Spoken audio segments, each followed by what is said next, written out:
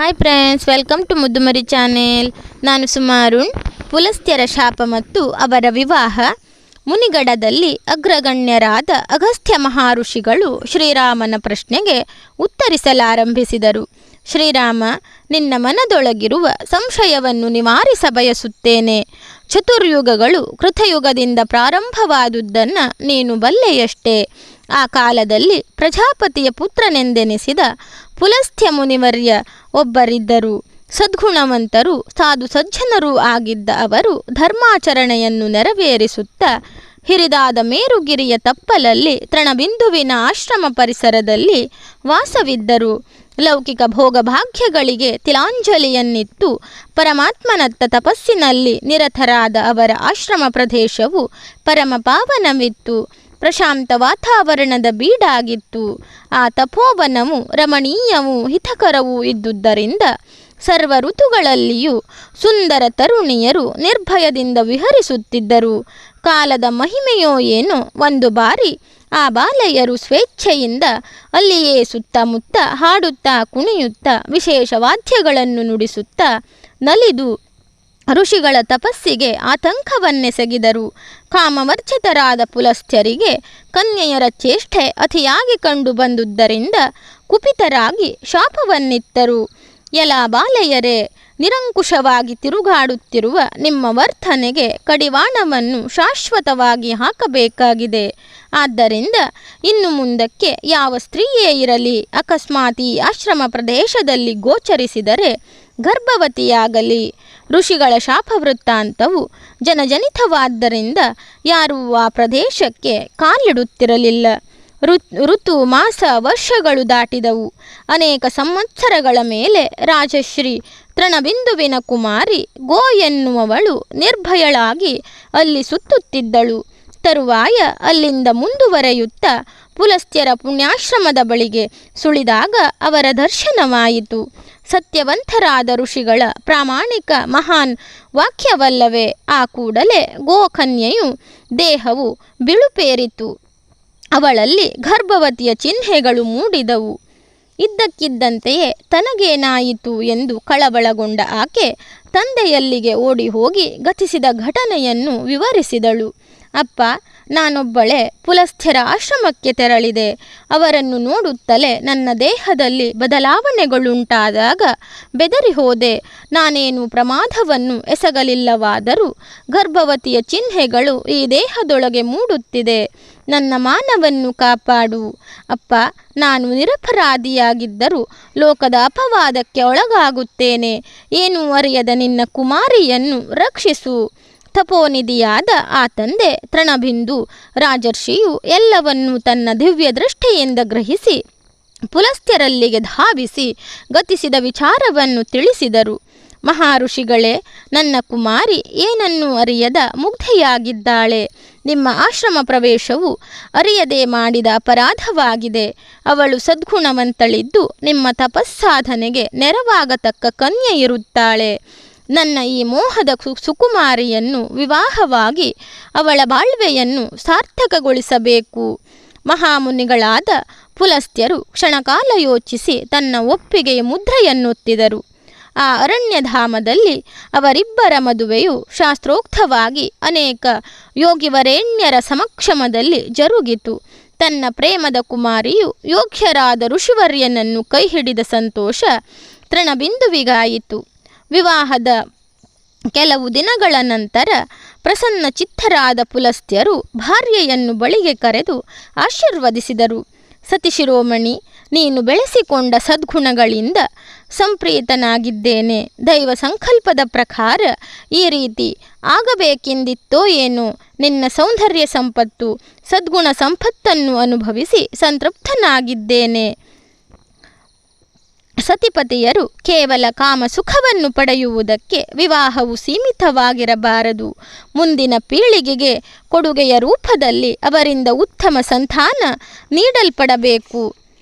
ನನ್ನ ವೇದಾಧ್ಯಯನ ಕಾಲದಲ್ಲಿ ನೀನು ಸನಿಹಕ್ಕೆ ಬಂದಾಗ ಈ ಸಂತಾನ ಪ್ರಸ್ತಾಪ ಮಾಡಿದ್ದರಿಂದ ಕುಲೋದ್ಧಾರಕನಾದ ಪುತ್ರರತ್ನವನ್ನು ಪಡೆಯಲಿರುವೆ. ನಿನ್ನಲ್ಲಿ ಜನಿಸುವ ಕುಮಾರನು ಪೌಲಸ್ತ್ಯ ನಾಮಧೇಯವನ್ನು ಪಡೆಯಲಿರುವನು. ಪರಮ ಪವಿತ್ರವಾದ ವೇದವು ಮಿಶ್ರಿತವಾದಾಗ ಗರ್ಭಧಾರಣೆಯಾದ್ದರಿಂದ ಪುತ್ರನು ವಿಶ್ರವಸು ಎಂದು ಸಂಬೋಧಿಸಲ್ಪಡುವನು. ಸುಖ ಸಂತೋಷದಿಂದ ಕಾಲವನ್ನು ಕಳೆ ಆಶೀರ್ವಾದವನ್ನು ಹೊತ್ತ ಋಷಿಪತ್ನಿಗೆ ನವಮಾಸಗಳು ಉರುಳಿದವು. ಶುಭ ಗಳಿಗೆಯಲ್ಲಿ ಆ ಮಹಾಸಾಧ್ವಿಯು ಪ್ರಸವಿಸಿದಳು. ಹಿಂದೆಯೇ ನಿರ್ಧರಿಸಿದಂತೆ ದಂಪತಿಗಳು ಶಿಶುವಿಗೆ ವಿಶ್ರವಸು ಎಂದು ನಾಮಕರಣ ಮಾಡಿದರು. ಸಂವತ್ಸರಗಳು ಕಳೆದಂತೆಯೇ ವಿಶ್ರವಸುವು ಧರ್ಮನಿಷ್ಠನಾಗಿ ಬೆಳೆದನು.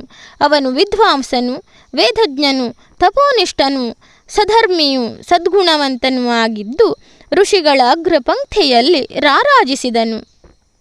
ಪ್ರಾಯ ಪ್ರಬುದ್ಧನಾದ ಕುಮಾರ ವಿಶ್ರವಸುವಿಗೆ ಲಗ್ನವನ್ನು ಮಾಡಲು ಪುಲಸ್ತ್ಯರು ಅಪೇಕ್ಷಿಸಿದರು.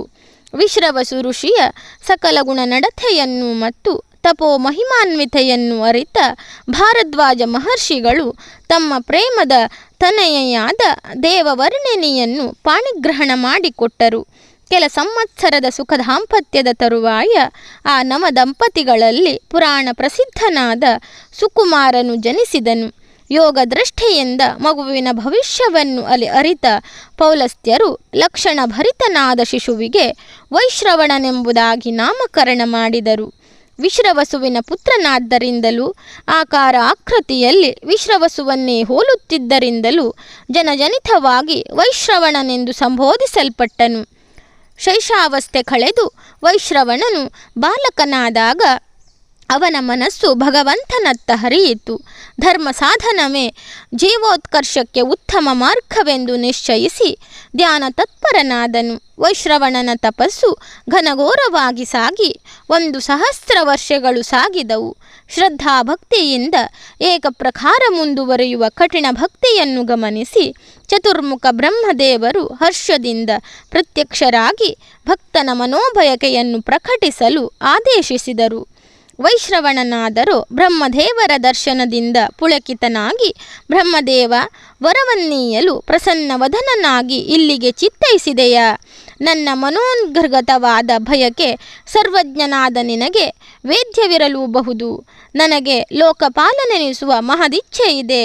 ಜಗತ್ತಿನ ಸಮಸ್ತ ಸಂಪತ್ತಿಗೂ ನಿಧಿಗೂ ನಾನು ಅಧಿಪತಿಯಾಗಲು ಇಚ್ಛಿಸುತ್ತೇನೆ. ಇದೇ ಕರುಣಿಸಬಹುದಾದ ವರ.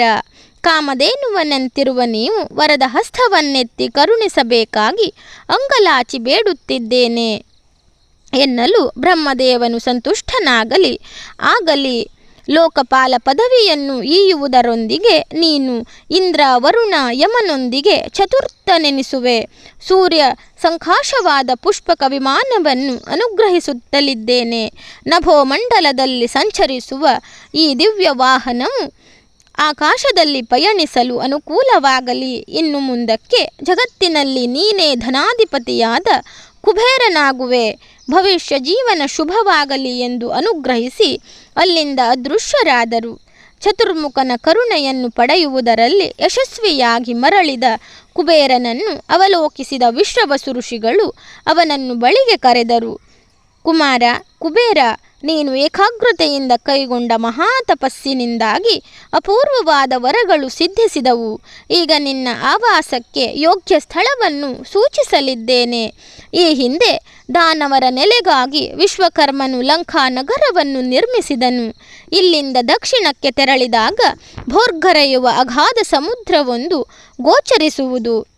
ಅದರ ಆಚೆ ತಡದಲ್ಲಿ ತ್ರಿಕೂಟ ಪರ್ವತದ ಸನಿಹದಲ್ಲಿ ಸ್ವರ್ಣಲಂಕೆ ಇದೆ. ರಾಕ್ಷಸರ ಬದುಕಿಗಾಗಿ ನಿರ್ಮಿಸಲ್ಪಟ್ಟ ಪುರವಾದರೂ ಅವರೆಲ್ಲರೂ ಮಹಾವಿಷ್ಣುವಿನ ಭಯದಿಂದ ರಸತಾಳವನ್ನು ಪ್ರವೇಶಿಸಿದ್ದಾರೆ. ಅಲ್ಲಿ ನೀನು ನಿರಾತಂಕನಾಗಿ ವಾಸವಾಗಿದ್ದು ಜಗತ್ತಿನಾದ್ಯಂತ ಅಧಿಕಾರ ನಿರ್ವಹಿಸಬಹುದು. ಪಿತೃವಾಕ್ಯವನ್ನು ಆಲಿಸಿ ಕುಬೇರನಿಗೆ ಸಂತೋಷವಾಯಿತು. ತಂದೆಯ ಆಜ್ಞೆಯನ್ನು ಶಿರಸಾವಹಿಸಿ ವೈಶ್ರವಣನು ಆ ಭವ್ಯ ನಗರಿಗೆ ತೆರಳಿದನು. ಅವನ ಅಪ್ಪಣೆಯಂತೆ ಪ್ರಜೆಗಳು ದಾನವ ವೀರರು ಅಲ್ಲಿಗಾಗಮಿಸಿ ವಾಸವಾದರು. ಧನಾಧಿಪತಿ ಕುಬೇರನ ಅರಮನೆಯಲ್ಲಿ ಅಪ್ಸರೆಯರು ಮನಮೋಹಕವಾಗಿ ನರ್ತನವನ್ನು ನೆರವೇರಿಸುತ್ತಿದ್ದರು. ಗಂಧರ್ವರೇ ಮೊದಲಾದ ವಿವಿಧ ವರ್ಗದವರು ವಾದ್ಯಗಳನ್ನು ಪ್ರತಿದಿನವೂ ಮೊಳಗಿಸುತ್ತಿದ್ದರು. ನಗಾರಿಗಳು ಬಾರಿಸಲ್ಪಡುತ್ತಿದ್ದವು. ಅಗಸ್ತ್ಯರ ಮುಖಕಮಲದಿಂದ ಹೊರಬರುತ್ತಿದ್ದ ವಾಕ್ಯಗಳನ್ನು ಆಲಿಸಿದ ಶ್ರೀರಾಮನಿಗೆ ರಾಕ್ಷಸ ವಂಶದ ಇನ್ನುಳಿದ ಅನೇಕರ ವಿಚಾರವನ್ನು ತಿಳಿಯಲು ಹಂಬಲವಾಯಿತು. ಅವನ ಮನದಿಂಗಿತವನ್ನು ಅರ್ಥವಿಸಿಕೊಂಡ ಋಷಿಗಳು ಮುಗುಳ್ನಗೆ ಸೂಚಿಸಿ ಪೂರ್ವವೃತ್ತಾಂತವನ್ನು ಅರುಹಿದರು. ರಘುವಂಶದಲ್ಲಿ ರಾರಾಜಿಸುತ್ತಿರುವ ಹೇ ಭೂಪತಿ, ಚತುರ್ಮುಖ ಬ್ರಹ್ಮನಿಂದ ಈ ಜಗತ್ತಿನ ನಿರ್ಮಾಣವಾಯಿತು. ಎಲ್ಲೆಲ್ಲೂ ಜಲರಾಶಿಯನ್ನು ನೋಡಿದ ಬ್ರಹ್ಮದೇವರು ಪ್ರಾಣಿಗಳನ್ನು ಸೃಷ್ಟಿಸಿ ಜಲವನ್ನು ರಕ್ಷಿಸಲು ಆದೇಶವಿತ್ತರು. ಸೃಷ್ಟಿಯಾದ ಸಕಲ ಜೀವಿಗಳಲ್ಲಿ ಹಲವರು ರಕ್ಷಿಸುವೆವು ಎಂದರು, ಇನ್ನು ಕೆಲವರು ಯಕ್ಷಿಸುವೆವು ಎಂಬ ಆಶ್ವಾಸನೆಯನ್ನಿತ್ತರು. ಅಗಸ್ತ್ಯರ ಮುಖಕಮಲದಿಂದ ಹೊರಬರುತ್ತಿದ್ದ ವಾಕ್ಯಗಳನ್ನು ಆಲಿಸಿದ ಶ್ರೀರಾಮನಿಗೆ ರಾಕ್ಷಸ ವಂಶದ ಇನ್ನುಳಿದ ಅನೇಕ ವಿಚಾರವನ್ನು ತಿಳಿಯಲು ಹಂಬಲವಾಯಿತು. ಅವನ ಮನದಿಂಗಿತವನ್ನು ಅರ್ಥವಿಸಿಕೊಂಡ ಋಷಿಗಳು ಮುಗುಳ್ನಗೆ ಸೂಚಿಸಿ ಪೂರ್ವವೃತ್ತಾಂತವನ್ನು ಅರುಹಲು ಆರಂಭಿಸಿದರು ಎಂಬಲ್ಲಿಗೆ ಪುಲಸ್ತ್ಯರ ಶಾಪ ಮತ್ತು ಅವರ ವಿವಾಹ ಎನ್ನುವ ಅಧ್ಯಾಯ ಮುಕ್ತಾಯವಾಯಿತು. ಧನ್ಯವಾದಗಳು ಸ್ನೇಹಿತರೆ. ರಾಮಾಯಣದ ಈ ಕಥೆಗಳೆಲ್ಲ ನಿಮಗೆ ಇಷ್ಟವಾಗ್ತಾ ಇದ್ದರೆ ನನ್ನ ಮುದ್ದುಮರಿ ಚಾನಲನ್ನು ಸಬ್ಸ್ಕ್ರೈಬ್ ಮಾಡದೆ ನೋಡ್ತಾ ಇರುವವರು ದಯವಿಟ್ಟು ಸಬ್ಸ್ಕ್ರೈಬ್ ಮಾಡಿ, ಆಲ್ ಅಂತ ಸೆಲೆಕ್ಟ್ ಮಾಡಿಕೊಳ್ಳಿ, ಶೇರ್ ಮಾಡಿ, ಲೈಕ್ ಮಾಡಿ, ಕಮೆಂಟ್ ಮಾಡಿ.